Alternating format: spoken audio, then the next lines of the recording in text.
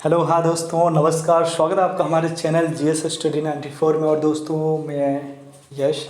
तो दोस्तों, किन्हीं कारणों की वजह से 2 दिन का वीडियो नहीं बन पाया, तो मैं कल का भी जो एडिटोरियल है जनसत्ता का और जो आज का एडिटोरियल है सबको मैं आज अपलोड कर दूंगा, उसके लिए सॉरी। तो दोस्तों, आज हम बात करेंगे जिस विषय पर हम बात करने वाले हैं वो विषय निजीकरण नहीं है मर्ज की दवा, और इसे लिखा सतीश सिंह जी ने। तो आज आपको बता दें, तमाम जो गवर्नमेंट जो सेक्टर था, चाहे रेलवे रहा हो, चाहे तमाम तरह के ऐसे ऐसे क्षेत्र रहे हों जहाँ पर पूरी तरह से मनाही था प्राइवेटलाइजेशन का, जिसे आप निजीकरण कहते हैं। पर दोस्तों, आज वो सारी व्यवस्थाएं किस तरह से निजीकरण उनका किया जा रहा है। और जो लोग उत्तर प्रदेश के होंगे उन्हें पता भी होगा, पहले जो रोडवेज़ था, देखिए कई कई जगहों पे आप इसे सही भी ठहरा सकते हैं। पहले जो रोडवेज़ की बसें थीं, जो रोडवेज़ का परिसर हुआ करता था जो यात्रीगण के लिए, वो बहुत ही मतलब उसकी जो स्थिति थी बहुत ही गंभीर थी। न पीने के लिए पानी था, ना यदि आप मतलब टॉयलेट का व्यवस्था इतना गंदा था कि आप सोच नहीं सकते। ऐसी तमाम तरह की अब व्यवस्थाएं वहाँ पे फैली हुई थी। पर दोस्तों, जब से उत्तर प्रदेश के अंदर इसका निजीकरण किया गया, आप देख सकते हैं आज कई कई जगह पे जो परिवहन बनाया गया है, जहाँ जहाँ पे परिसर बनाया गया है रोडवेज़ का, आप देखेंगे तो आपको महसूस होगा कि मैं कहीं जैसे कहीं अन्य जगहों पे खड़ा हूँ। ठीक है, जैसे जब आप फ्लाइट के लिए जाते हैं, विज़िट करते हैं, तो आपको लगेगा नहीं भैया, ये तो एकदम हाई क्लास का एयरपोर्ट पे हम आ गए हैं। ठीक है, तो ऐसी कई सारी चीज़ें हैं जहाँ पर अच्छी होती हैं। पर जब आप तमाम तरह के जहाँ पर नेशनल सिक्योरिटी की बात आती है, रक्षा से संबंधित चीज़ें बात आती है, जब वहाँ पर निजीकरण आप करेंगे तो वहाँ पे इसका जो प्राइवेसी है उसका उल्लंघन होता है। उस चीज़ में कहीं ना कहीं उसका एक तरह से मिसयूज भी हो सकता है। तो उसी के बारे में हम आज यहाँ पर चर्चा करेंगे, क्या हर एक चीज़ का निजीकरण कर देना क्या वाकई सही है, तो उस पर बात करेंगे। तो यहाँ पे चलते हैं पहले आगे। लिखा है, कोरोना महामारी के कारण सरकार सरकारी बैंकों के एकीकरण की जगह उनके निजीकरण पर विचार कर रही है। ठीक है, देख सकते हैं यहाँ पर कोरोना महामारी के कारण सरकार सरकारी बैंकों के एकीकरण की जगह उनके निजीकरण पर विचार कर रही है। एकीकरण का अर्थ ये होता है कि दोस्तों कई सारी बैंकों को विलय कर देना, मर्ज कर देना। ठीक है, उससे जो है कि उनका जो है कि रेवेन्यू डेवलप होगा, बढ़ जाएगा, तो ये चीज़ होता है। पर अब दोस्तों इसका निजीकरण किया जा रहा है और कई कई बातें ये चल रही हैं कि जो प्राथमिक विद्यालय हैं उसका भी निजीकरण कर देना चाहिए। Bank of India, Central Bank of India, Indian Overseas Bank, Bank of Maharashtra, Punjab and Sindh Bank और यूको बैंक का निजीकरण किए जाने का प्रस्ताव है। ऐसी तमाम तरह के बैंक हैं जिनका अभी हमने यहाँ पर उल्लेख किया है। में भी हो सकता है भविष्य में इनका निजीकरण कर दिया जाए। कैबिनेट की मंजूरी के बाद निजीकरण की दिशा में आगे बढ़ा जाएगा। सरकार इन बैंकों में अपनी हिस्सेदारी बेचकर राजस्व की कमी को पूरा करनी चाहती है। दरअसल कोरोना संकट की वजह से निर्धारित राजस्व लक्ष्य को हासिल करना सरकार के लिए टेढ़ी खीर साबित हो रहा है। सरकार के आर्थिक राहत पैकेज से भी सरकारी खजाने पर प्रभाव पड़ा है। चालू वित्त वर्ष में भारत की जीडीपी में 10.6% तक की कमी आने की आशंका है। तो देख सकते हैं कि जो स्टेट रेवेन्यू है वो बहुत ही कम हो गया है। ऐसे में जो तमाम तरह की जो परियोजनाएं थी, जो योजनाएं थी, वो अधर में लटक हो गई हैं। तो ऐसे में उन्हें एक बूस्ट, एक आवश्यकता है कि उन्हें एक बड़ा पैकेज मिले।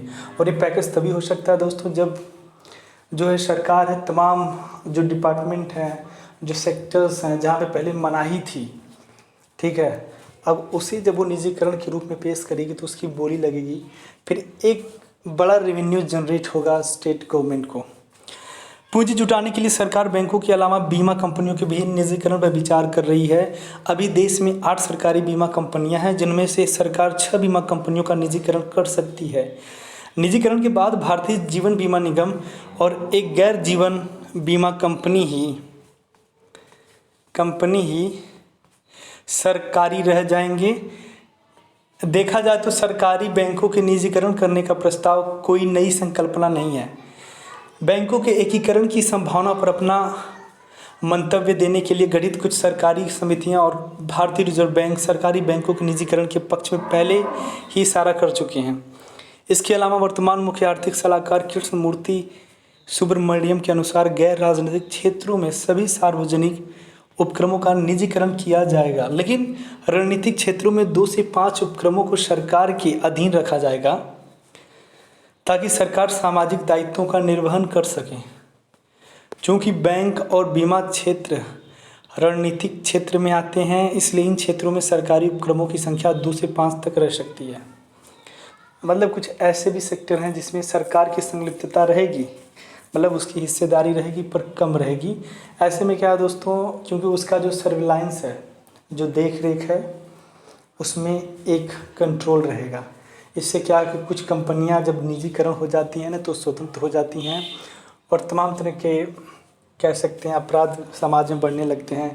वो अपने मनमानी तरीके से चीज़ों को हैंडल करने लगते हैं, जिसमें सरकार प्रत्यक्ष या परोक्ष रूप से कुछ नहीं कर सकती।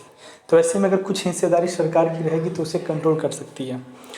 गौरतलब है कि सरकारी बैंकों के एकीकरण की प्रक्रिया इस साल अप्रैल में ही पूरी हुई है और इसके तहत ओरिएंटल बैंक ऑफ कॉमर्स और यूनाइटेड बैंक ऑफ इंडिया का विलय पंजाब नेशनल बैंक में, सिंडिकेट बैंक का केनरा बैंक में, आंध्रा बैंक और कॉर्पोरेशन बैंक का यूनियन बैंक ऑफ इंडिया में और इलाहाबाद बैंक का इंडियन बैंक में विलय किया गया है। तो दोस्तों ऐसे तमाम तरह के बैंकों का हमने जो भी यहाँ पर नाम लिया है, ऐसे तमाम तरह के बैंकों का विलय एक से दूसरे बैंकों में कर दिया गया है। तो ये प्रोसेस कई महीने से धीरे धीरे चल रहा था, पर अब बातें हैं कि अचानक हमें स्टेप लेना होगा जिससे हमारे यहाँ का रेवेन्यू जनरेट हो। इससे पहले 1 अप्रैल 2019 को विजया बैंक और देना बैंक का बैंक ऑफ बड़ौदा में विलय किया गया था। एकीकरण की प्रक्रिया पूरी होने के बाद 7 बड़े और 5 छोटे यानी 12 सरकारी बैंक बच गए हैं, जबकि वर्ष 2017 में 27 सरकारी बैंक थे। सरकारी बैंकों की हालत को लेकर पिछले कुछ समय में जिस तरह की खबरें आई हैं वे हैरान करने वाली हैं।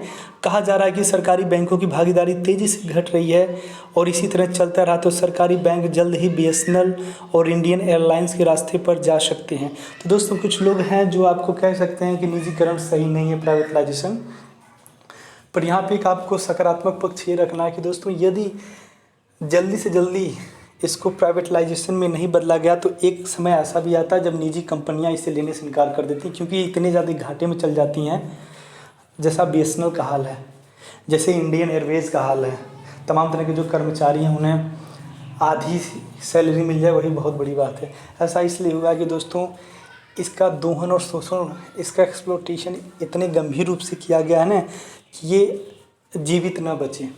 इसकी सांसें तो चल नहीं, एक समझ लीजिए कोमा में चली गई ये सारी चीज़ें। इसीलिए तमाम तरह की जो बड़ी बड़ी निजी कंपनियां हैं वो हाथ नहीं लगा रही हैं। उनको पता है, आपको पता है जो विजय माल्या था जिसने किंग, मतलब जब तक वो सारे सेक्टर में इन्वेस्टमेंट किया वो सही था। जैसे उसने किंग फिशर में इन्वेस्टमेंट करके उसे चलाना चाहा, क्योंकि वो पहले से घाटे का सौदा था, उसके बाद दोस्तों तबाह हो गया। ये सच्चाई है। लेकिन विशेषज्ञों के मुताबिक यह बात सच नहीं है। अभी भी सरकारी बैंकों का बाजार में वर्चस्व बना हुआ है। परिसंपत्ति के मामले में भारतीय स्टेट बैंक देश का सबसे बड़ा बैंक है और इसकी बाजार हिस्सेदारी मार्च 2019 में 22.50% थी। विश्व के 100 शीर्ष बैंकों में भारत से केवल भारतीय स्टेट बैंक ही शामिल है। एकीकरण के बाद दूसरे स्थान पर पंजाब नेशनल बैंक और तीसरे स्थान पर बैंक ऑफ बड़ौदा काबिज हो गया है। भारत में बैंकों की बिगड़ती हालत की सबसे बड़ी वजह बढ़ता एनपीए है, नॉन प्रॉफिट एसेट जिसे बोलते हैं, नॉन प्रॉफिट एसेट। पिछले कई सालों से बैंक, इससे क्या होता है कि दोस्तों आप किसी को कर्ज दिए, उसके बाद उसको इंटरेस्ट और मूलधन देना होता है, पर दोस्तों यदि वो सही समय पर नहीं चुका पाया तो क्या होता है, जो एनपीए बढ़ता चला जाता है, उससे बैंक की स्थिति खराब हो जाती है और बैंक को बंद करना भी पड़ता है। समस्या से जूझ रहे हैं लेकिन कोई समाधान नहीं निकल पा रहा है। कोरोना महामारी ने संकट को और बढ़ा दिया। एक मोटे अनुमान के मुताबिक फिलहाल बैंकों का एनपीए 9.35 लाख करोड़ रुपए है। एनपीए में भारी भरकम वृद्धि के अनुमान की वजह से कोरोना महामारी के बाद सरकार को कमज़ोर बैंकों में लगभग 20 अरब डॉलर की राशि डालनी पड़ सकती है। दिसंबर 2019 में भारतीय रिजर्व बैंक द्वारा जारी वित्तीय स्थायित्व रिपोर्ट में कहा गया था कि सितंबर 2020 तक भारतीय अनुसूचित व्यावसायिक बैंकों का एनपीए कुल कर्ज के 9.9% के स्तर पर पहुंच सकता है। बैंकों को मजबूत बनाने के लिए उनके संचालन में पारदर्शिता लाने की ज़रूरत है। सरकार अक्सर सरकारी बैंकों की तुलना निजी बैंकों से करती है, लेकिन निजी बैंकों पर कभी सरकारी कामों का बोझ नहीं डाला जाता है। सरकारी कामों को करने की एवज में सरकारी बैंकों को कोई क्षतिपूर्ति भी नहीं दी जाती। सबसे जोखिम भरा तो कर्ज देने के लिए सरकार द्वारा असंभव लक्ष्य निर्धारित करना और बार बार कर्ज माफ़ी के रास्ते पर चलना है। आपने देखा होगा कि आजकल राजनीतिक पार्टियां जिस स्टेट में उनका चुनाव प्रचार होता है विधानसभा का, तो वहाँ पे एक ऐलान कर देती हैं कि यदि हमारे यहाँ पे सरकार बनती है तो जो किसानों के द्वारा जो ऋण लिया गया है उसे हम माफ़ कर देंगे 1 लाख तक, 2 लाख तक। तो ऐसे में दोस्तों एक तरह के से कहा जा सकता है जो स्टेट गवर्नमेंट है उसके ऊपर बहुत बड़ा दबाव आ जाता है, ठीक है, रेवेन्यू का प्रॉब्लम आ जाता है, जिस वजह से भी ये जिम्मेदारी बाद में स्टेट गवर्नमेंट को चुकानी पड़ती है उनके कर्ज को लेकर। और ऐसे में स्टेट गवर्नमेंट के पास पैसा ना होने की वजह से दोस्तों उनका जो नॉन प्रॉफिट एसेट है वो बढ़ता चला जाता है, जिससे बैंक को बंद करने की स्थिति उत्पन्न हो जाती है। सरकार विभिन्न क्षेत्रों को सरकारी बैंकों द्वारा एक निश्चित समय सीमा के भीतर कर्ज देने का लक्ष्य निर्धारित करती है। कम मानव संसाधन होने और लक्ष्य के बहुत ज़्यादा बड़ा होने के कारण कर्ज प्रस्तावों की ज़रूरी जांच परख बैंक ठीक से नहीं कर पाते हैं और यही वजह के बाद में कर्ज एनपीए में तब्दील हो जाते हैं। वर्ष 1947 से 1969 तक भारत में कुल 736 निजी बैंक या तो असफल हो गए थे या फिर उनका दूसरे बैंकों में विलय कर दिया गया था। इसकी वजह से करोड़ों लोगों की ज़िंदगी भर की कमाई लुट गई थी। निजी बैंकों की नकारात्मक भूमिका को दृष्टिगत करते हुए ही वर्ष 1969 में निजी बैंकों का राष्ट्रीयकरण किया गया। वर्ष 1969 से वर्ष 2018 के बीच भी 36 निजी बैंक डूब गए या उनका सरकारी बैंकों के साथ विलय कर दिया गया। इनमें से प्रमुख था ग्लोबल ट्रस्ट बैंक का ओरिएंटल बैंक ऑफ कॉमर्स में विलय, क्योंकि इस विलय के बाद ओरिएंटल बैंक ऑफ कॉमर्स के प्रदर्शन पर नकारात्मक असर पड़ा था। हाल में IDBI बैंक का निजीकरण किया गया, फिर भी इसके प्रदर्शन में कोई सुधार नहीं दिखा है। इसलिए यह सवाल का उठना लाजमी है कि अगर निजी बैंक कुशल हैं तो क्यों डूब गए या फिर क्यों सरकारी बैंकों में उनका विलय कर दिया गया। सवाल यह भी है कि अधिकांश उद्योगपति क्यों सरकारी बैंकों से कर्ज लेना पसंद करते हैं, क्यों निजी बैंक ढांचागत परियोजनाओं को कर्ज देने से क्यों गुरेज करते हैं और ऐसा करने के लिए सरकारी बैंकों पर क्यों दबाव डाला जाता है। इस वक्त देश के आर्थिक हालात किसी से छिपे नहीं हैं। ऐसे में शेयर बाज़ारों में उतार चढ़ाव, बैंकों के एनपीए में बढ़ोतरी की संभावना और सरकार को अपने शेयरों की सही कीमत न मिलने की उम्मीद के कारण चालू वित्त वर्ष में सरकारी बैंकों के निजीकरण की संभावना काफ़ी कम है। अभी 4 सरकारी बैंकों जैसे Indian Overseas bank, central Bank of India, UCO bank और यूनाइटेड बैंक ऑफ इंडिया भारतीय रिजर्व बैंक की त्वरित सुधारात्मक कार्रवाई फ्रेमवर्क के दायरे में है, जिसके कारण इन पर कर्ज बांटने समेत अनेक प्रकार की पाबंदियां लगी हुई हैं। इसलिए मौजूदा हालात कोई भी इन बैंकों में निवेश करने से गुरेज करेगा। भले सरकार कुछ सरकारी बैंक और बीमा कंपनियों के निजीकरण की बात कर रही है, लेकिन क्या निजीकरण से मौजूदा समस्याओं का समाधान संभव है। जैसे सरकार जो बार बार ये कदम उठा रही है, तमाम तरह के जो डिपार्टमेंट है, सेक्टर हैं, उसका प्राइवेटलाइजेशन कर दे रही है, जिसको आप निजीकरण कहते हैं। तो दोस्तों कोई ज़रूरी नहीं है कि बार बार इन सेक्टरों को निजीकरण कर देने से समस्या का समाधान हो जाएगा। कभी कभार क्या होता है दोस्तों, समस्या के समाधान होने के बजाय बहुत ही जटिल होता चल जाता है और हो सकता है कि भविष्य में बहुत बड़ी परेशानी खड़ी हो जाए। तो सबसे पहले सरकार को कई बातों का ध्यान देना पड़ेगा कि राजनीतिक लाभ के लिए उठाया गया कदम वो आगे चलकर भविष्य में समाज के लिए, देश के लिए भयंकर कह सकते हैं गलत हो सकता है। कंपनियों के निजीकरण की बात कह रही हैं, लेकिन क्या निजीकरण में से मौजूदा सरकार को निजीकरण से कुछ पैसे ज़रूर मिल सकते हैं, लेकिन कोरोना काल में क्या सरकार को अपने शेयरों की सही कीमत मिल पाएगी। सवाल यह भी कि 6 बैंकों के निजीकरण के बाद बचे हुए सरकारी बैंकों का क्या सरकारी लक्ष्यों को हासिल कर पाने में समर्थ होंगे।